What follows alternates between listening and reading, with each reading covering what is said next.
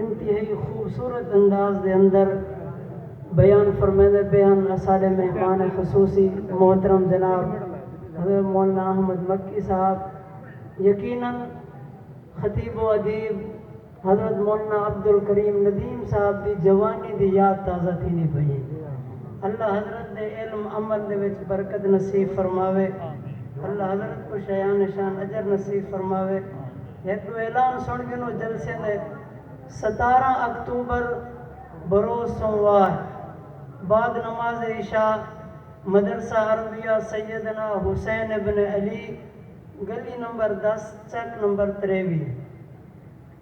اس اجتماع دے اندر سب تو وڈا جڑا نا لکھیا ہوا خصوصی خطاب استاذ العلماء عالم بعمل واعظ پر تاثیر حضرت مولانا قاری عبد الرحمن صاحب جامی، اور میں خطیب ذیشان واعظ خوش الہان حضرت مولانا محمد عرفان عاجز صاحب جڑاں والے دو تشریف گدیانن، اور مبلغ اسلام ڈاکٹر محمد اظہر خالد صاحب دا بھی بیان ہو سی، اور خطیب ذیشان حضرت مولانا قاری محمد خبیب طیب صاحب صاحبزادہ استاد جامی صاحب اور معاویہ قاسم صاحب دا بھی بیان ہو سی۔ سارے حضرات اس اجتماع دے وچ شرکت کرے سو 17 اکتوبر بروز سوموار، یعنی یہ آمن والا سوموار بعد نماز عشاء۔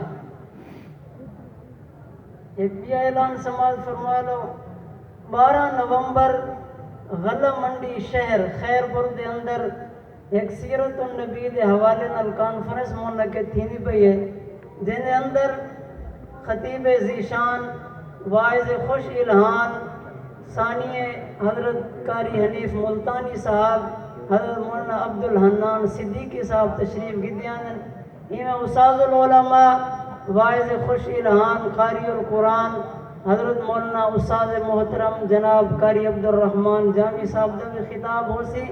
12 نومبر غلہ منڈی شہر دے اندر عبد الحنان صدیقی صاحب اور استاد محترم دا بیان ہو سی۔ تمام حضرات اس ان دونوں اجتماعوں دے اندر ضرور شرکت کریں۔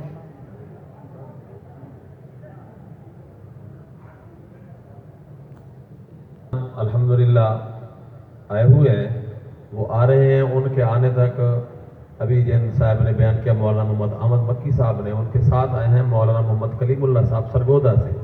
مہمانوں کے آنے تک انشاءاللہ یہ بھی ہمارے مہمان ہیں، 2-3 منٹ وہ بات کرتے ہیں، آپ حضرات دل جمی سے تشریف رکھیں مولانا کلیم اللہ صاحب سرگودا سے۔